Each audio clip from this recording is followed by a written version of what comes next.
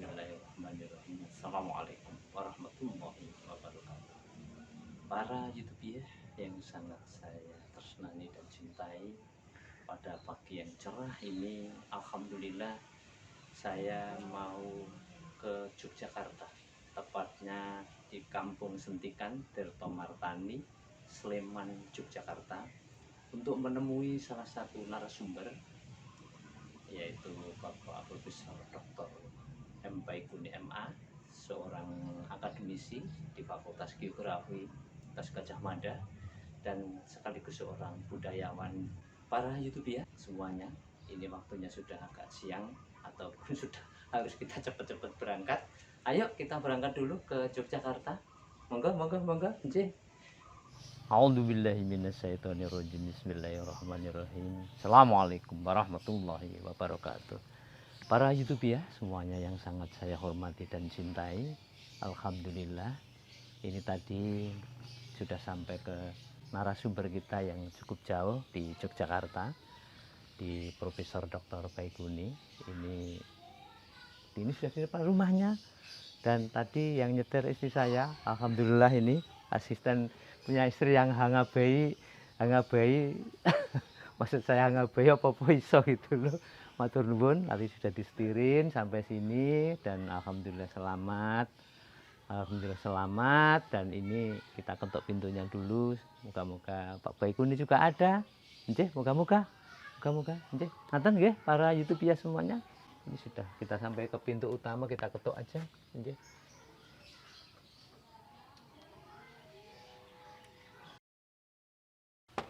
Assalamualaikum. Assalamualaikum. Waalaikumsalam. Ya, Apa kabar? baik. Wah, ini saya harus pakai masker dulu ya. Oh, ngaten. Oke. Monggo pinara. Monggo. Pinara. Boten.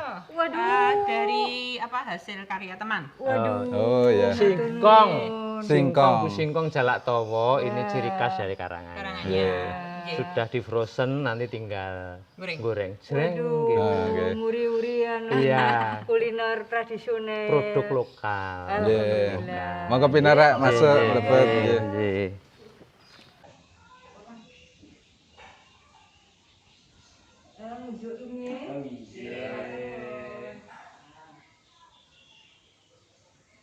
Ini yang bikin Mbak Susi sendiri atau siapa ini? Pokoknya kamu jamu sebaik mungkin. Alhamdulillah. Iya. Ya.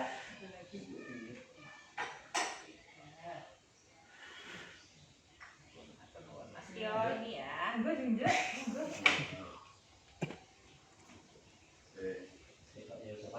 Memang semua angin tak. Halo, ini para sinoman. Ini ada oleh-oleh empek-empek dari jauh, dari Palembang. Dari Palembang, berarti asli ini Bu Susi ya? Asli. Sudah lama nggak makan pempek ya Mbak. Alhamdulillah di sini dapat ini. Seperti lantangan. Aku ya santai ini ya.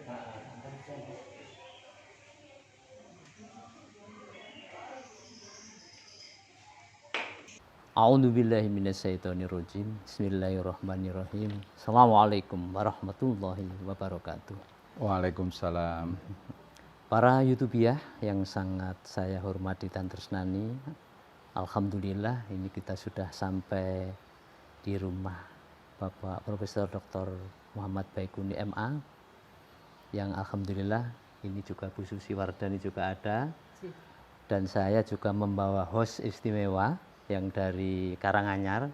Tadi sudah nagih, katanya honornya mahal juga ini.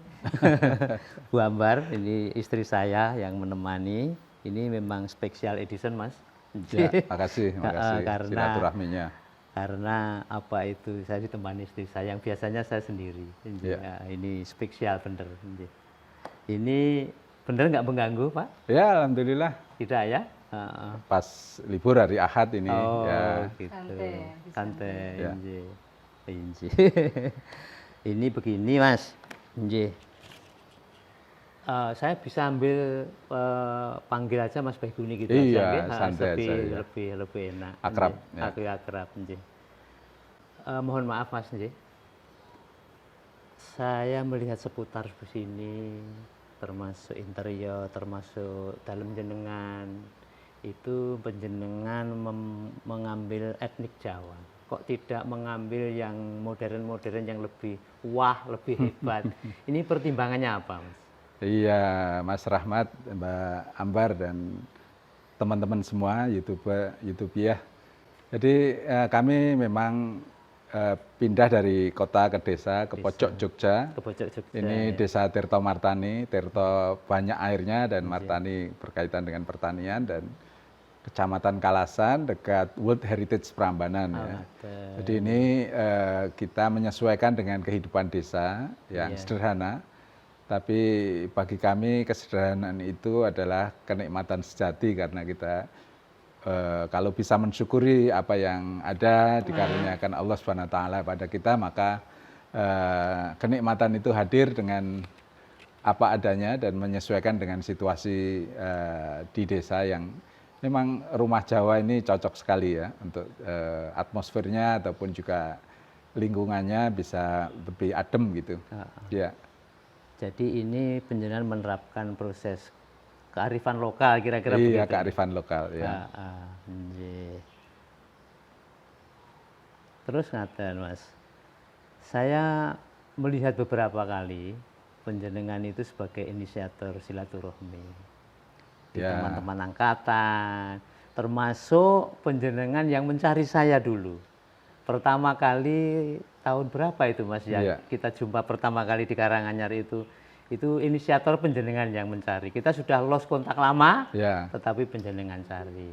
Spirit silaturahmi ini yang mendasari apa Mas penjenengan Mas? Ya, ini satu hal ya, nyambung pas duluran itu penting sekali, dan silaturahmi itu merupakan anjuran dari Rasulullah SAW agar kita nyambung sedulur, dan baik jauh maupun dekat, khususnya yang paling dekat adalah tetangga sekitar, tapi yang jauh pun juga bisa menjadi bagian dari saudara sehati gitu ya. Dan apabila orang suka silaturahim, maka insya Allah akan dipanjangkan umurnya, diberi kesehatan, diberi luasan rezeki. Ya, ini juga merupakan motivasi ibadah kita. Spirit Jadi, agama lah. Spirit agama yang memberikan maslahat migunani pada sesama ya. Baik dalam persaudaraan iman Islam, tapi juga persaudaraan bangsa dan setanah air juga kita bisa gali bersama-sama, kita pertautkan, kita perkaya dengan berbagai kegiatan yang positif gitu. Ya. Kalau saya melihat memang penjenengan seorang guru besar di geografi, seorang akademisi yang cukup banyak menghasilkan karya, tetapi pergaulan penjenengan saya tengok bisa lintas budaya, bisa lintas agama, bisa lintas macam-macam hal, sehingga kadang-kadang akademis penjenengan bisa cair ini, bisa hilang ataupun bukan hilang dalam tanda petik ini. Ini penjenengan untuk menjaga keharmonisasian itu gimana Mas ini? Termasuk lintas agama penjenengan bisa. Ya, itu anjuran agama kita bahwa kita harus pertama memuliakan kemanusiaan. Memuliakan kemanusiaan. Jadi memanusiakan manusia lah dalam hubungan dengan kebudayaan kita, dan juga melestarikan lingkungan hidup. Ini bagian dari menghidupkan tradisi di mana tugas kepemimpinan manusia untuk memenuhi dua hal itu, memuliakan sesama manusia dan melestarikan lingkungan hidup agar kehidupan itu bisa menjadi berkah gitu. Itu ya sebenarnya sederhananya itu. Dan dengan silaturahmi itu kan kita bisa belajar satu sama lain, selalu belajar dan menambah ilmu dan pengalaman persaudaraan, dan itu menjadi bagian dari membangun jaringan lah. Untuk bisa dapat ilmu, dapat pengalaman, dapat rezeki, itu kan kita harus mengembangkan jejaring. Salah satunya itu ya. Para YouTuber semuanya yang sangat saya hormati dan tresnani, Pak Profesor Dr. Baikuni ini kalau boleh flashback sebentar, kalau boleh mengaku ini dulu teman angkatan saya waktu kuliah di Fakultas Geografi, ngaten ya Pak. Cuma kita beda jurusan ngaten nggih. Nggih. Beda nasib, satu jadi juragan gitu ya. Juragan antik. Iya. Dulu kita beda aliran memang ya waktu mahasiswa. Nggih. Heeh. Gini Bu Susi, ini sing Jawa harus penjenengan. Nggih. Waktu lulus Pak Baikuni itu dengan saya IP-nya nggak beda-beda jauh loh Bu Susi. Saestu itu. Cuma yang satu jadi profesor, yang satu jadi provokator. Nah, niki kenapa itu Bu Susi kok bisa jadi profesor ini loh? Wah, kelihatannya akademisnya dulu tidak sangat menggila sekali. Iya. Biasa-biasa saja lah. Kita Mapala itu masa paling lama. Nah, monggo Ibu. Wah, pertanyaan yang sulit ini ya. Artinya sebenarnya kita itu di antara suatu usaha dan juga satu sisi adalah ada takdir. Oh, ngaten. Iya. Usaha berarti memang punya keinginan seperti apa kemudian diikhtiari.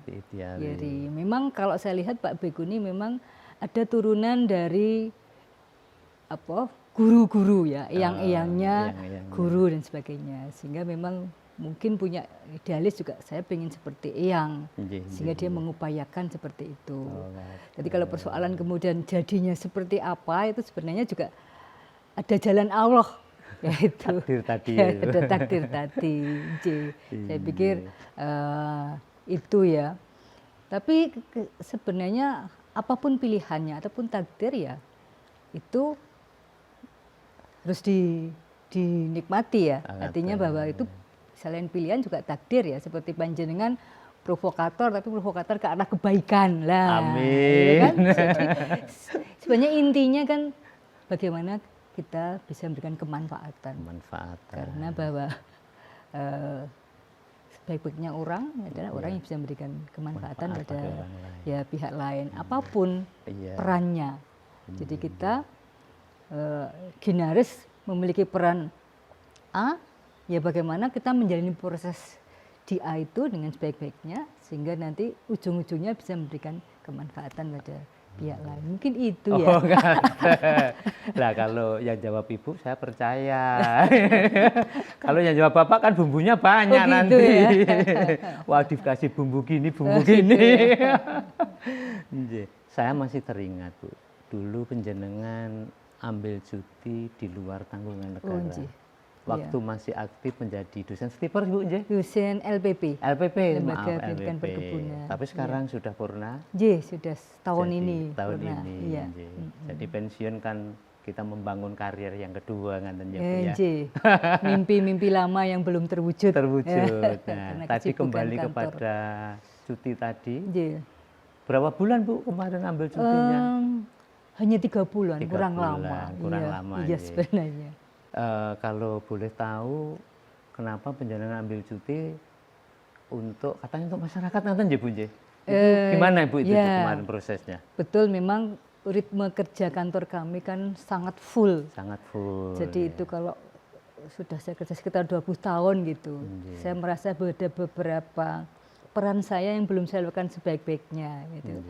Dan dalam keluarga tentu juga peran ibu, tapi sisi lain juga punya peran kepada masyarakat, sehingga saya coba untuk cuti karena ada fasilitas itu, cuti di luar tanggungan kantor sehingga tidak bergaji gitu ya, tidak bergaji.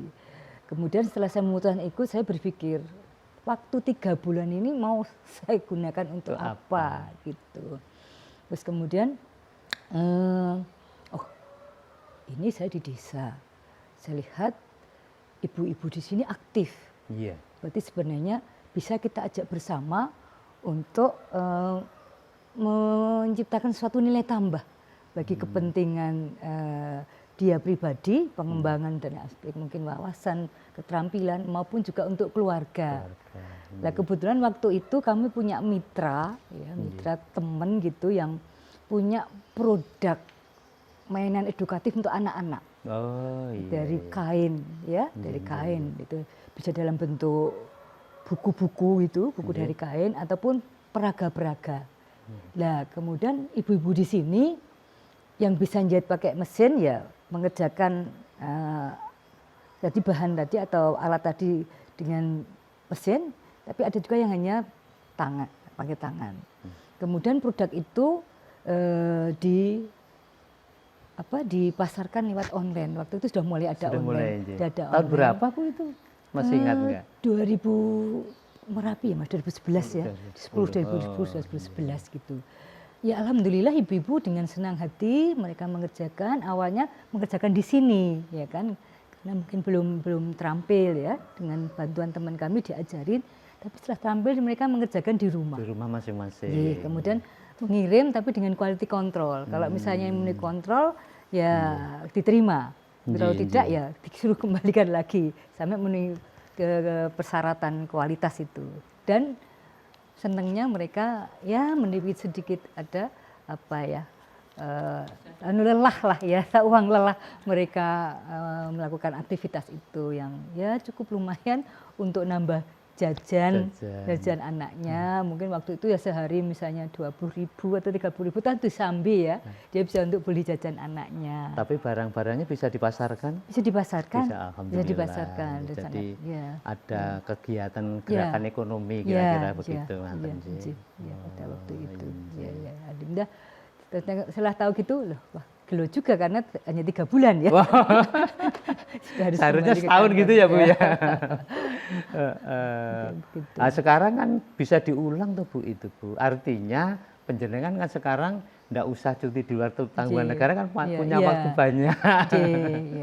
Ini kami juga karena waktu luang ya ada beberapa hal yang kami lakukan, permainan bermain ya, bermain sama anak-anak itu setiap hari Jumat sore ya. Itu artinya menemani mereka belajar dan bermain. Untuk melatih kepercayaan diri mereka. Jadi kita punya slogan anak kalam, gembira, berani, inovasi, kreatif dan berakhlak mulia. Lah itu berarti belajar bersama sama bermain bersama. Ya waktu itu ya itu aja masuk misalnya pengenalan tanaman-tanaman, pengenalan alat bumbu-bumbu dapur, belajar masak bersama. Ternyata mereka asik sekali. Kita mencoba untuk ayo masak untuk lauk makan sendiri. Jadi ada yang bawa tempe, bawa tahu, terong, telur itu. Asik sekali ternyata mereka ya harus diberi kegiatan yang mereka tertarik. Senang. Ya, mereka senang karena kalau tidak mereka anak-anak dalam kondisi pandemi seperti ini anak-anak asik hanya dengan HP-nya. Waktunya habis untuk itu. Kita tidak bisa ngontrol ya, orang tua yang bisa ngontrol sepenuhnya, tapi dengan seperti itu teralihkan. Tapi memang dibutuhkan jadi kreativitas kita ya, saya juga dengan teman-teman ya, dengan saya sendiri bagaimana men-create. Lah ini cita-citanya nanti setelah pandemi agak mereda, kita mau ke sentra produksi ayam goreng sudah saya dekati, kemudian ke sentra produksi tempe, di sekitar mereka saja biar mereka tahu bahwa sebenarnya di kampung dia itu ada ekonomi yang produktif yang juga bisa menjadi mata pencaharian atau menganukan ekonomi lingkungan sini. Berarti bermainnya juga bermain dengan permainan lokal ngaten ta Bu ya? Ya termasuk ya bermain. Jadi istilah mainstreamnya itu tetap menjaga kekuatan kearifan lokal tadi. Dengan dia mengenal lingkungannya, mengenal permainan-permainan tradisional yang memang sebenarnya itu banyak aspek edukatifnya ya. Oh gitu. Iya, edukatif. Anak-anak usia berapa itu Bu kira-kira? Itu sangat beragam. Beragam ya. Dari TK, SD, SMP. SMP ada juga memang ya. kami ada sedikit kendala yang adanya anak-anak setelah SMP, terutama yang cowok itu. Yang cowok memang mungkin sudah pinginnya berbeda. Jadi kalau yang perempuan itu aktif sekali, senang sekali, yang cowok itu kadang masuk, kadang tidak. Nah, itu tantangan kami juga, harus kami menemukan aktivitas mereka yang mereka tertarik gitu. Itu dengan anak-anak, dengan ibu-ibu, kita juga di kegiatan ekonomi kreatif ya, artinya kami kerjasama dengan teman kami yang bikin bumbu instan. Bumbu instan, bahasanya bumbu kuah buli, bumbu gulai, bumbu rendang dan sebagainya lah. Ibu-ibu ini beberapa ada 5 orang nguncai brambang bawang ya. Itu mereka cukup lumayan ya. Awalnya dulu sebelum pandemi memang seminggu 2 kali dengan volume yang banyak. Tapi ini pandemi agak berkurang. Jadi dari itu ya sehari hanya berapa jam dia bisa 50.000 itu. 5-6 orang itu juga. Yang secara yang ekonomi ya. Saya teringat ini kembali kepada Bapak. Kalau nggak salah pidato pengukuhan Mas Baikunin ini tanggal September pokoknya kalau nggak September 2014 ya Pak ya? Iya 2014 Iya September 2014 ya. Dikala itu habis pengukuhan saya tertarik sekali. Bukan digiring ke rumah makan tetapi kita digiring ke Purna Budaya itu loh Pak ya. Dengan menu yang sangat merakyat sekali.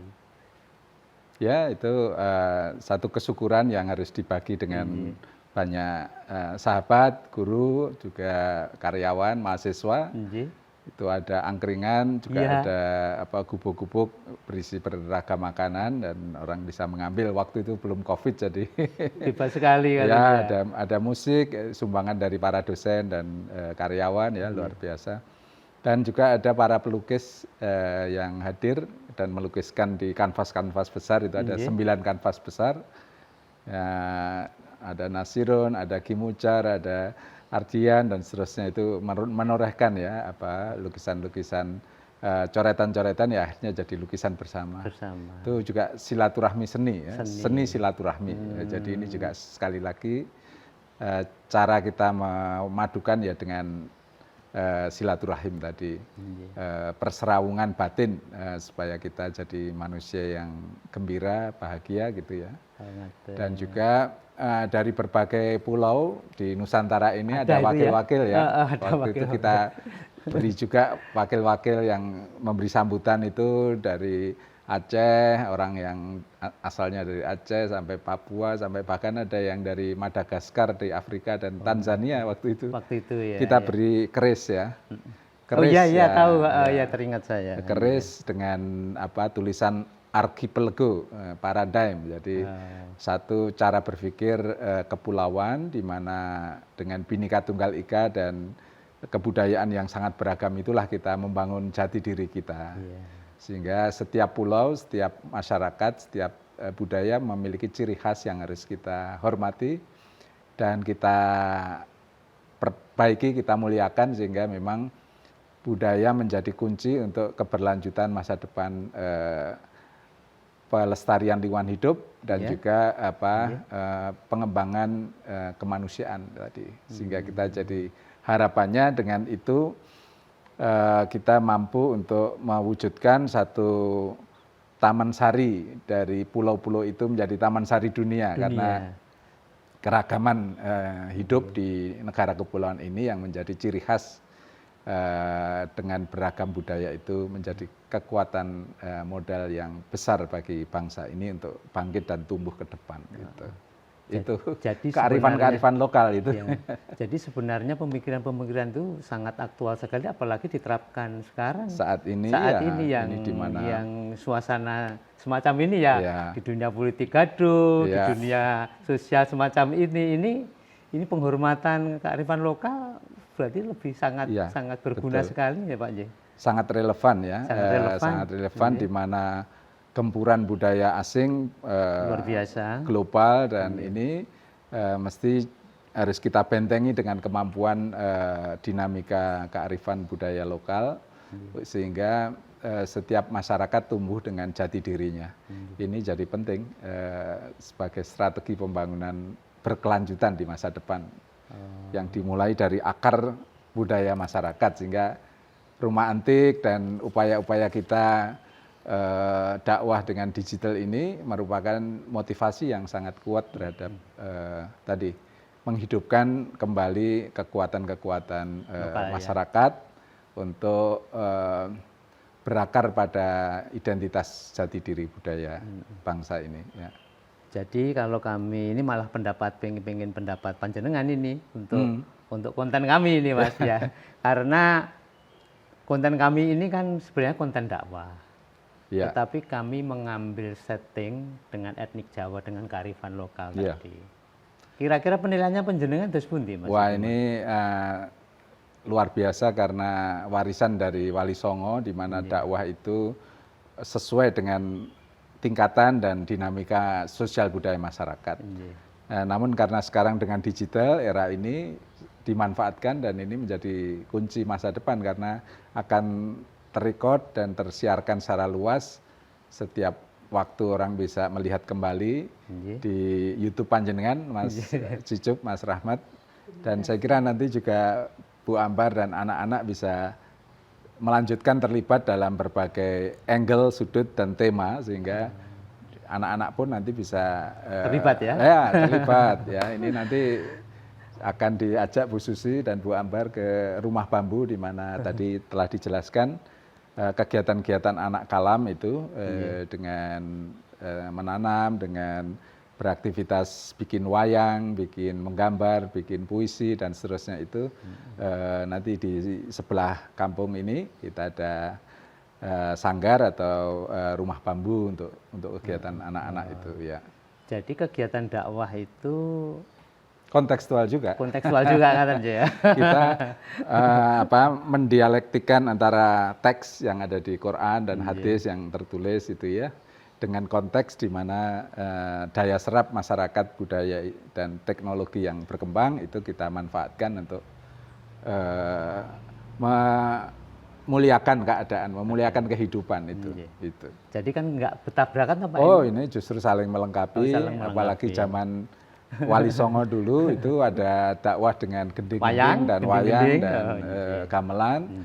Nah sekarang ini tentu dengan rumah antik, dengan apresiasi terhadap sumber-sumber budaya yang mulai arsitektur, mulai seni budaya dan juga musik gending dan gamelan yang ada, ini bisa menjadi bagian dari proses dakwah ya. Proses berdakwah. Sehingga dakwah itu bukan sesuatu yang menakutkan tapi sesuatu yang menggembirakan.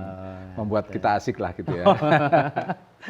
Ya. Apalagi dakwah yang menghantam sana menghantam sini itu ya Mas ya. Ya, merangkul sana merangkul sini aja. Bagusnya kan merangkul sana merangkul sini dengan budaya lokal. Nah, saya juga tertarik Mas tadi waktu kita sholat berjamaah zuhur tadi. Panjenengan kok masih kerso komat itu gimana itu? Katanya bersih-bersih juga masih kerso ini. Ya, apa yang diperlukan ya kita bisa menjadi muazin, menyampaikan kadang-kadang diminta jadi imam, tapi saya lebih suka makmum sebenarnya. Oh, kata.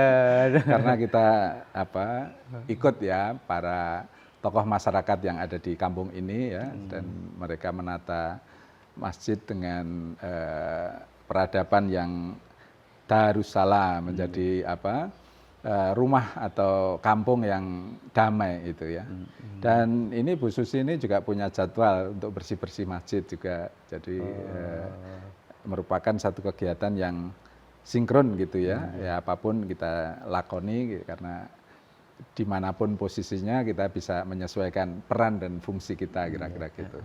Jadi ini ceritanya Pak Baikuni dan Bu Susi ini seorang akademisi yang tidak berjarak sama sekali dengan masyarakat kira-kira kan ya Pak? Ya kami masih belajar banyak dari masyarakat juga karena ini adalah perpustakaan terbuka ya. Kehidupan masyarakat ini kan luar biasa ya, kehidupan merupakan perpustakaan tempat kita membaca kehidupan langsung dan di sini kita punya tagline atau istilah ya mengalami dan pengalaman. Mengalam itu artinya kita menyesuaikan diri kita dengan lingkungan sekitarnya, mengalam. Lalu kita harus mengalami, ngelakoni apa yang diperlukan dan dibutuhkan masyarakat. sehingga kita menjadi pengalaman. Jadi orang tidak bisa menjadi pengalaman kalau nggak pernah ngelakoni toh. Dan ngelakoni tidak pernah bisa berhasil kalau kita nggak menyesuaikan, menyatukan frekuensi kita dengan lingkungan sekitarnya. Jadi itu istilahnya saiyek saeko proyo ya, atau ajur-ajar kalau di sini ya. Kita di mana kita bisa hidup bersama-sama dalam kemasyarakatan itu. Tentu kami masih banyak belajar karena tidak lepas dari proses ke depan itu. Karena ada kesan dari masyarakat bahwa seorang akademisi, apalagi guru besar itu katanya tinggalnya di Menara Gading, katanya begitu, Ya, Pak. itu kritik yang kemudian kita jawab dengan cara seperti Nyata ini. ya Mas ya. Rumahnya pun tidak berpagar. Oh, ada pagarnya, pagar mangkok. Iya. Atau pagar cinta karena Pagar cinta. ya, dengan tetangga kita harus baik gitu ya. Ini Karena bisa saling menjaga tuh saling akhirnya. menjaga. Iya. Ini bisa jadi, moga-moga bisa jadi contoh bersama bahwa akademisi tidak harus tinggal di Menara Gading, kan kira-kira begitu. Iya, Pak? sebenarnya mau di perumahan tapi mahal sekali. Jadi akhirnya di kampung halaman seperti ini. Ya. Itu alasan yang kira-kira meragukan. Dari tanah yang murah. Inje. Saya percaya betul itu.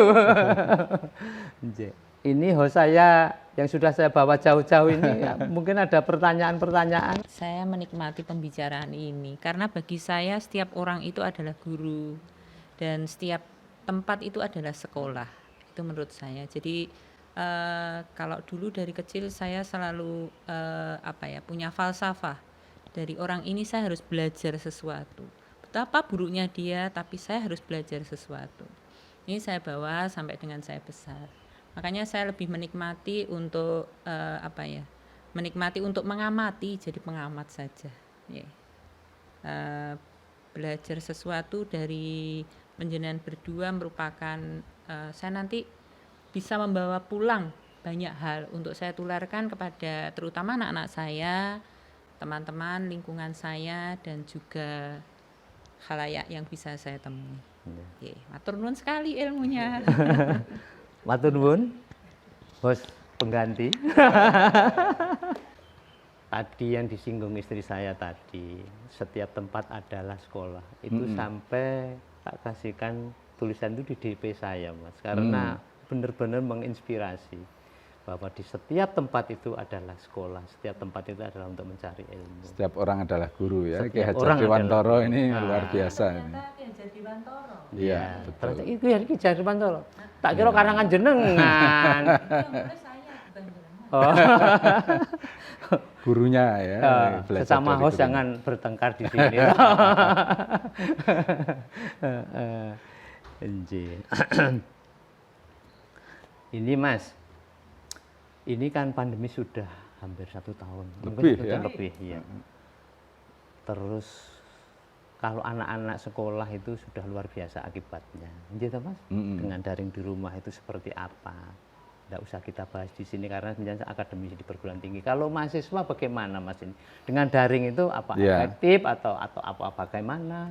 Ya ini banyak mahasiswa yang kangen kampus ya. Iya. Ya, ada juga mahasiswa baru selama ini belum ke kampus ya. Belum pernah ke kampus Iya, Pak, yang dan angkatan tahun nanti 20. Bulan Juli, Agustus ini diharapkan sudah bisa mulai sehingga kampus ditata dengan prosedur kesehatan yang baik dan para mahasiswa mulai ya secara bergiliran atau kombinasi nanti dengan daring dan luring itu bisa diharapkan bisa menjembatani berbagai kuliah yang selama ini telah berlangsung secara online yang dirasakan juga mulai memerlukan ya namanya ketemu langsung berinteraksi dengan guru dan dosennya ini. Nah, tetapi juga selama pandemi kita banyak sekali inovasi yang kita lakukan dengan digital online ini ya, para dosen diminta untuk membuat materi-materi video dan juga PowerPoint yang mudah diakses dan juga penugasan yang menyenangkan karena berjarak kan, jadi itu harus juga memberi rasa nyaman dan menyenangkan bagi mahasiswa untuk terus belajar dan kita dorong mahasiswa malah justru mempelajari di sekitarnya. apa yang terjadi, respon-respon di masa krisis, mungkin juga protokol kesehatan yang dilakukan, karantina yang terjadi di masyarakat dan seterusnya. Itu.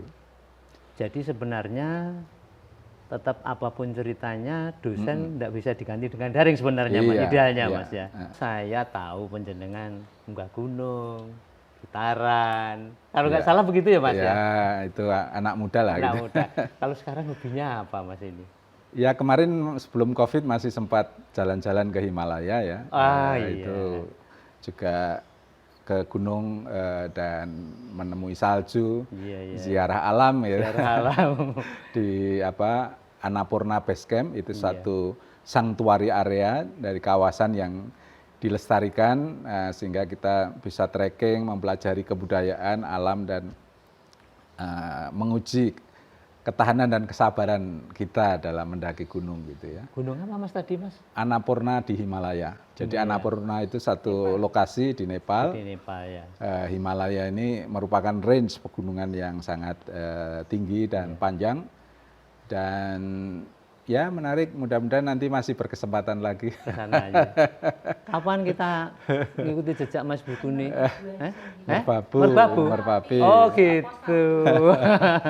Lawu Grojogan Sewu juga. Wah, kira-kira di situ ya Mas ya. Ya, karena sebenarnya ada banyak tempat ya di sekitar kita ini yang bisa dipakai untuk mandi oksigen ya, kita trekking atau jalan dan bersama keluarga yang menarik juga untuk dilakukan ya. Ini mengalam tadi, menyesuaikan kita dengan frekuensi lingkungan sekitarnya.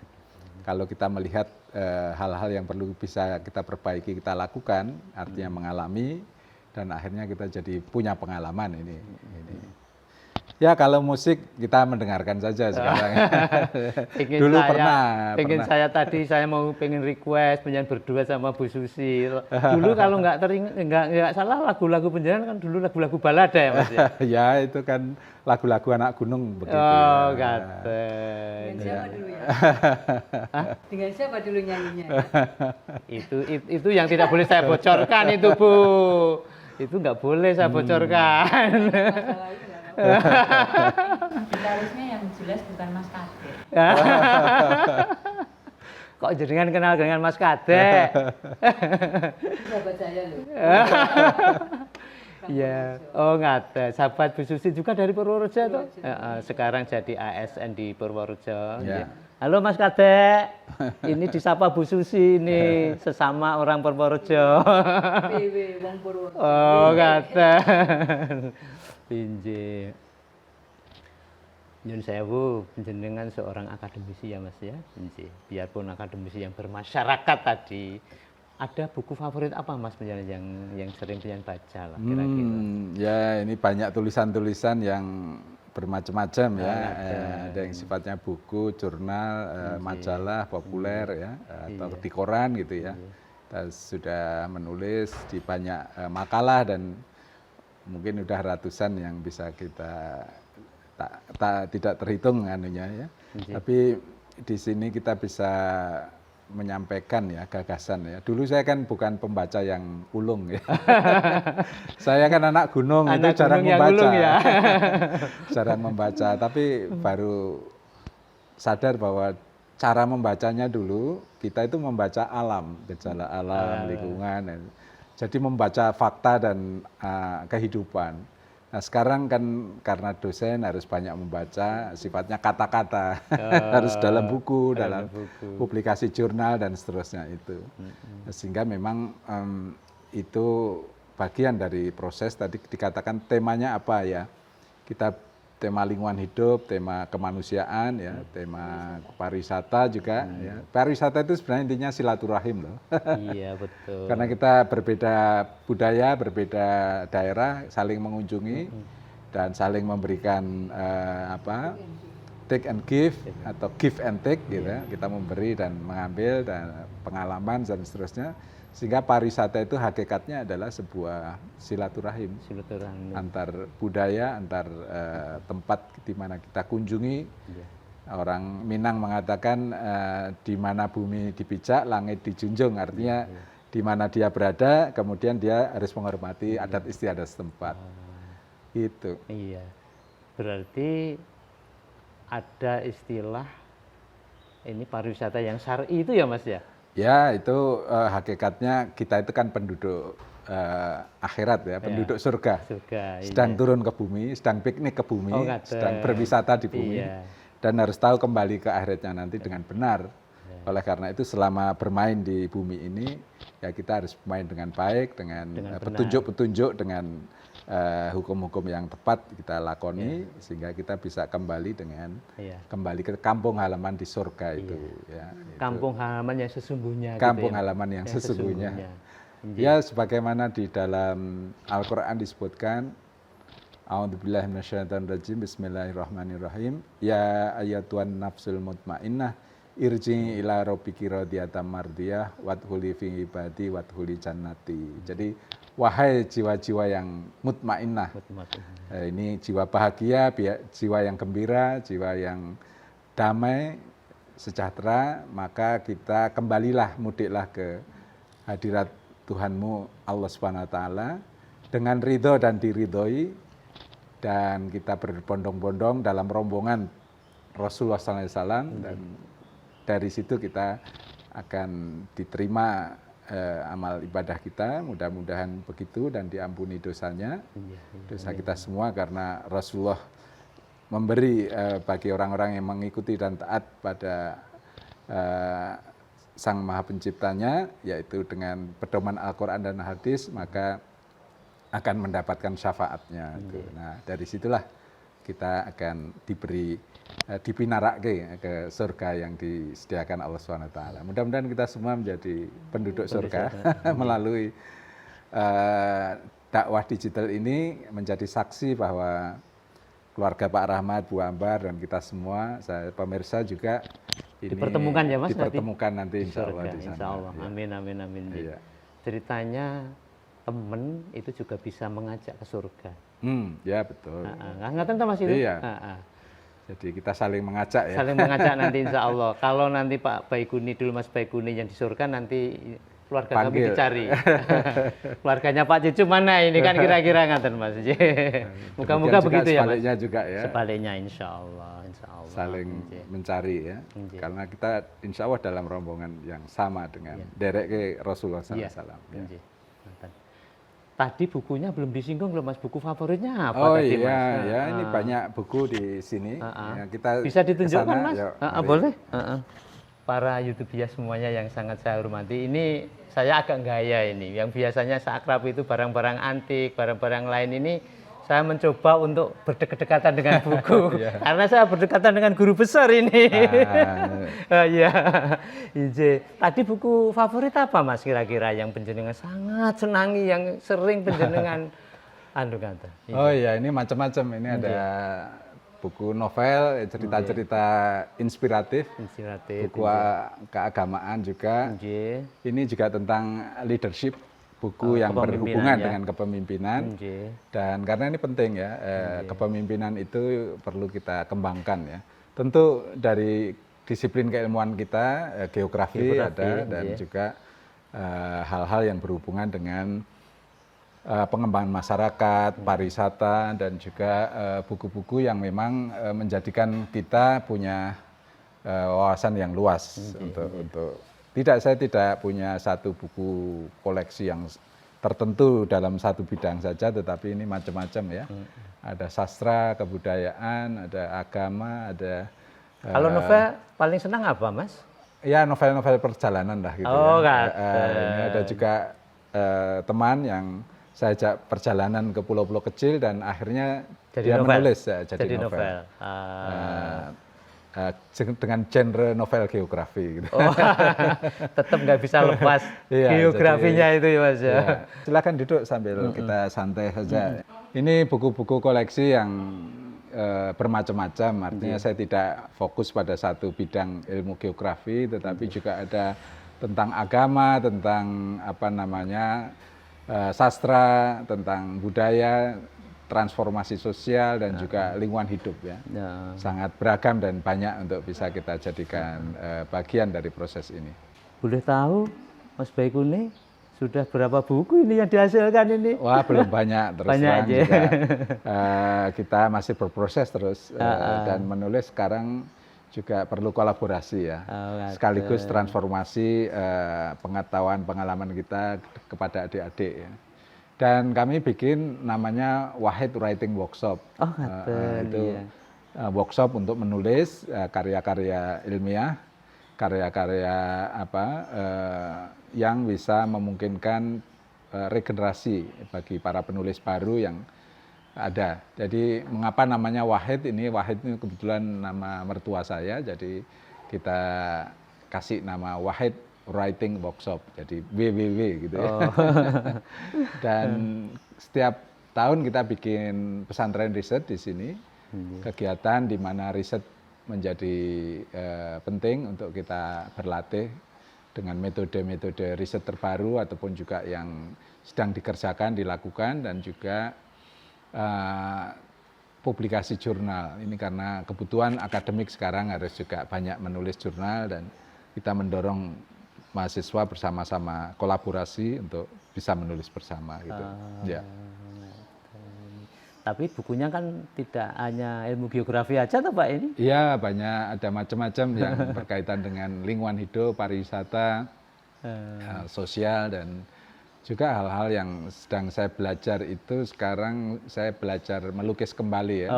Di masa pandemi ini seperti kembali melukis, dan itu ternyata saya runut dulu waktu SMA pernah muhibah ke daerah Tawangmangu dan saya melukis bersama teman-teman dengan watercolor, dan itu tahun 80 mungkin sudah 40 tahun ya sejak sekarang. Jadi ini seperti bring back masa silam ke masa kini gitu ya. Dan saya punya komunitas-komunitas seniman di Yogyakarta ini yang seringkali kita workshop atau on the spot melukis di tempat candi atau di satu tempat yang menarik gitu. Dan kita lakukan expo atau exhibition, pameran dan workshop di berbagai tempat. Ya cukup intens lah, hampir setiap bulan kita punya aktivitas untuk expo, untuk workshop, untuk diskusi-diskusi ini. Ini karena kemarin puasa dan bulan ini kita belum mulai lagi. Tapi yang kemarin apa, Wahid Writing Workshop, ya. Workshop itu yang kemarin yang bulan ya, Ramadan bulan itu. Ramadan, ya, Ramadan. kita isi dengan itu workshop menulis ya. Nah ini mungkin ke depan bulan-bulan workshop melukis. Terus berlanjut katanya. Ya, berganti-ganti aktivitas supaya ada serius, ada juga yang santai, tapi juga semua itu keseimbangan. Hidup adalah keseimbangan ya. Ngomong-ngomong Mas, sudah pernah menulis novel belum ini? Wah, ini saya lagi mau belajar. Tadi paman saya yang dari Washington itu membacakan puisinya. Kami tadi pagi halal bihalal keluarga, lalu dari keluarga yang ada di luar negeri menyampaikan puisinya, dan saya bertanya apa kiat-kiat menulis puisi dan membuat novel. Wah, ini sudah merambah ke sana istilahnya. Enggak, ini saya kira saya harus banyak belajar dari para ahlinya lah. Dan itu biar ada bagian lain yang melakukan. Saya menikmati saja. Karena itu bahasa yang luar biasa ya. Orang yang mampu melukis, menulis novel, berseni budaya itu peringkatnya itu ada lebih tinggi, makomnya ya. Lebih tinggi ya, Mas. Karena dalam happiness itu ada physical happiness, kalau kita bahagia karena kita masih muda atau kita punya kendaraan baru, rumah baru atau hal-hal baru, itu orang senang. Tapi yang kedua adalah intellectual happiness, kebahagiaan ketika kita mencapai pada pemahaman ilmu tertentu dan seterusnya. Yang makom ketiga itu ternyata aesthetical happiness. Itu malah seni makom tertinggi? Belum, masih ada 2 lagi. Jadi seni budaya, seniman budayawan itu punya makom yang luar biasa juga ya. Aesthetical happiness, orang-orang yang mencintai seni dan bisa berkomunikasi dengan seni budaya itu. Ada lagi 2 yang membuat kita lebih bahagia dibanding intelektual dan aesthetical happiness.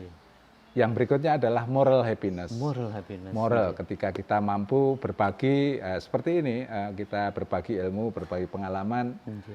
Juragan Mas Rahmat ini, Mas Cucup ini luar biasa. Ini punya tidak hanya seni estetika, tetapi sudah berbagi. Ini punya moral happiness.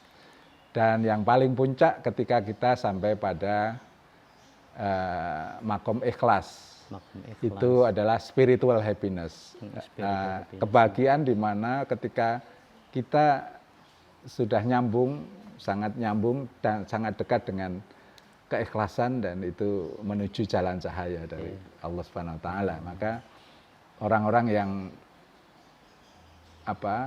berproses sampai pada itu dikaruniai tadi nafsul mutmainnah, jiwa yang bahagia, yang gembira ya. Nah, itulah yang panggilan atau undangan yang nanti kelak di akhirat kita akan dipanggil, wahai jiwa-jiwa yang mutmainnah itu. Maka moral dan spiritual happiness ini sangat tinggi sekali. Sangat tinggi. Makomnya sangat tinggi, makomnya. Tapi semua harus dilalui dan dinikmati juga. Karena kita harus ada kamera baru, ada handphone baru, itu kan physical happiness yang juga kita senang, kemudian bisa berkreasi. Kita bisa menulis buku baru, itu intellectual happiness. Atau dapat ilmu pengalaman baru. Lalu kita bisa berbagi, kita bisa berapresiasi seni, melukis, berpuisi, novel, dan seterusnya. Ini kita masuk ke yang ranah yang ketiga. Yang keempat dan kelima inilah yang sebenarnya setiap orang dikaruniai itu, tinggal kita mau mencapai itu apa tidak. Orang tidak harus punya sesuatu selalu baru, tetapi orang bisa sampai pada keikhlasan itu. Ini yang pencapaian yang perlu kita raih ya Mas ya. Raih dan kita jalan. Usahakan benar-benar secara Ya, serius. ya. Tadi disinggung melukis, bisa ditunjukkan lukis-lukisannya Mas? Oh ya, karya-karya penjenengan ini tak ya. tonton sudah sangat banyak, ini beragam, ada ya pada umumnya dengan landscape atau geografi ya. Juga ada kebudayaan, ada wayang, ada juga dihubungkan dengan heritage, candi-candi, dan kemudian ya saya masih mencari warna, dan tentu ini perlu diasah semakin banyak ya. Nanti saya tunjukkan ya berikut ini beberapa karya yang bisa dinikmati, dan suatu saat mungkin kita bisa pameran, expo dan ya, saya ikut beberapa kali dengan hampir setiap bulan kemarin itu dengan rombongan-rombongan ya, selalu dan saling mengajak gitu ya. Dan tentu kalau sudah koleksinya cukup banyak, kita bisa pameran sendiri ya, Mas, ya. Kita bisa beranikan untuk membuat tema tersendiri. Ya. Nanti bisa jadi nanti jangan lupa nanti bisa pameran di Rumah Antik. Oh iya, iya. Insya Allah tempatnya juga ada itu. Ya, jadi semoga nanti di Lereng Lawu ada galeri, yang galerinya itu juga bisa menjadi pesantren, tempat belajar. Insya Allah. Ya. Mas Rahmat kan punya cita-cita itu kan. Insya Allah. Rumah antik yang didesain untuk multiguna, untuk belajar Al-Quran, ya. Rumah tahfidz dan juga tempat belajar santri, tapi juga mempertemukan para seniman budayawan agar dakwah yang dilakukan ini betul-betul menjiwai rasa masyarakat dan bangsa kita yang memerlukan ya asupan-asupan seni budaya.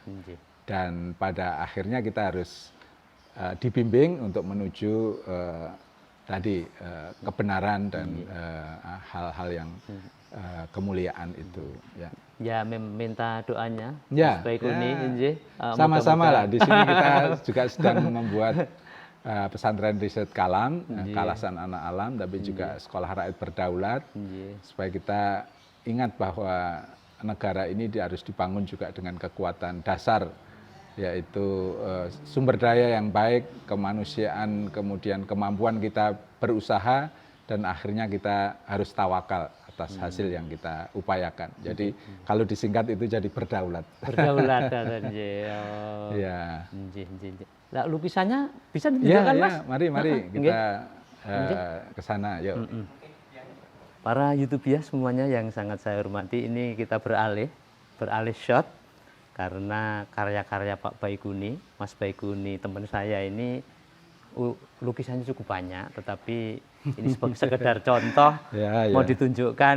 Ngaten Mas, ini lukisan panjenengan salah satunya. Ini salah satu beberapa karya yang di masa pandemi ini kita bikin karena ngisi waktu ya. Tapi juga tadi keinginan untuk masuk pada aesthetical happiness gitu ya, bahagia yang ini. Saya mencoba melihat nih Merapi Merbabu dan Borobudur dan Bunga Teratai. Bunga Teratai. Lalu kalau kita lihat sini, ini saya mencoba menghubungkan dengan topik namanya wayang wahyu, wahyuning wayang. Wahyuning wayang. Jadi ini sebuah pegunungan di Himalaya yang punya hubungan dengan Jawa, Merapi Merbabu, ini Borobudur dan Prambanan. Dan kemudian ini wayang-wayang yang kita hubungkan dengan surat Al-Ikhlas ya. Qul huwallahu ahad, Allahus samad, lam yalid walam yulad walam yakul lahu kufuwan ahad. Ini satu ya manifestasi wayang wahyu, wahyuning wayang itu. Jadi kalau kebudayaan itu disinari dengan wahyu, maka kebudayaan itu akan menjadi luhur dan manusia menjadi mulia. Ya, saya kira ini gambaran itu. Dan kalau kita lihat ini adalah Al-Quran satu halaman. Dan kalau kita lihat ke atas lagi, ini adalah Al-Ikhlas lagi ya. Qul huwallahu ahad, Allahus samad, lam yalid walam yulad walam yakul lahu kufuwan ahad. Ya, saya berupaya untuk belajar ya, masih belajar jauh dari kesempurnaan, tetapi ini merupakan media kita bisa mempelajari itu. Gitu. Oh, ngata. Ya. Kita bisa lihat ke sini. Nggih. Ya, monggo. mari. Ini ya. Ya, ini satu lukisan di mana ide dari ini bagaimana terbentuknya Indonesia Nusantara ini dari magma yang terbentuk menerobos kemudian membentuk kepulauan Indonesia. Kepulauan Indonesia. Ya, ini satu imajinasi ya, dapur magmanya seperti Borobudur gitu ya. Jadi ini merupakan bagian dari proses ya, membangun imajinasi ilmu geografi yang dituangkan menjadi lukisan. Ya. Kita bergeser lagi ke satunya lagi. Karya unik juga ini. Iya. Oke. Nah, ini adalah satu pegunungan di Alpen, pegunungan Alpen, dan ini adalah desa Zermatt. Yang penjalan pernah ke sini tuh ya, Mas? Ya, pernah ke situ dan kita menikmati salju dan mengimajinasikan ini kembali dalam lukisan. Dalam lukisan. Ini juga ada kutipan dari Al-Quran. Wal jibala arsyaha wa ilal jibala kaifa nusibat. Nah, ini satu bagaimana gunung ditinggikan dan bagaimana gunung itu dikokohkan. Itu. Waktu di Malaya, Bu Susi ikut enggak ini? Oh, ini di Alpen. Oh, di Alpen. Maaf. Ini kebetulan Ibu tidak ikut. Tidak ikut, Oke, ini beberapa aja di antara yang lain, nanti mungkin bisa dilihat di galeri. Oke. Para YouTuber semuanya yang sangat saya hormati, sudah cukup lama saya berbincang-bincang dengan Pak Baikuni, Mas Baikuni, seorang akademisi dan seorang budayawan. Mungkin kita cukupkan sekian. Jangan lupa para YouTuber semuanya untuk like, subscribe, komen, dan share sebanyak-banyaknya kepada kolega-kolega Anda dan kepada kerabat-kerabat Anda di grup WA Anda. Supaya channel ini menjadi channel yang besar, channel alternatif dakwah dengan nuansa etnik Jawa. Sebelum kami tutup, akan saya bacakan parian sapu tangan pojoke papat, tak kumbah kelawan tak sikat, pejuang ojo rebutan pangkat, rakyat kabeh enggak mupakat. Para YouTuber semuanya yang sangat saya hormati dan cintai, ini kami sudah mau pamitan ini pada Mas Baikuni. Matur nuwun sangat usahanya yang sudah sempit-sempit kita ganggu terus. Nggih. Oke, ini sebagai bentuk kecintaan kami kepada teman saya, Mas P. Ini kami kasih buku pameran lukisan kaligrafi Islam. Saya berharap Mas Gaiku ini bisa meneruskan profesi lukisnya, buku di kaligrafi atau apapun. Buku lama ini, Mas? Buku lama ya? Iya, buku lama. Tahun 90-an. Lama 90-an. Jadi satu ukiran juga. Ukiran ini juga ukuran tua. Tetapi yang paling penting ini adalah lambang Gajah Madanya ini.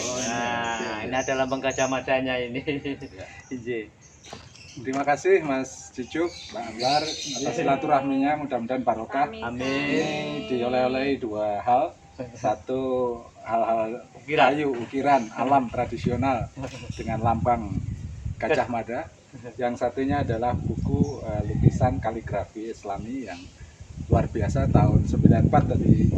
Ditengok ya. Ya, ditengok ini ada beberapa pelukis termasuk lukisan dari Saiful Adnan, ini sahabat saya dan juga guru-guru saya ini Ade Pirus dan juga banyak hal ya yang luar biasa. Kita akan kembangkan lebih lanjut, mudah-mudahan bisa menjadi bagian dari proses. Amin. Tadi menjadi ikhlas nafsul mutmainnah, jiwa yang bahagia. Bahagia. Terima kasih.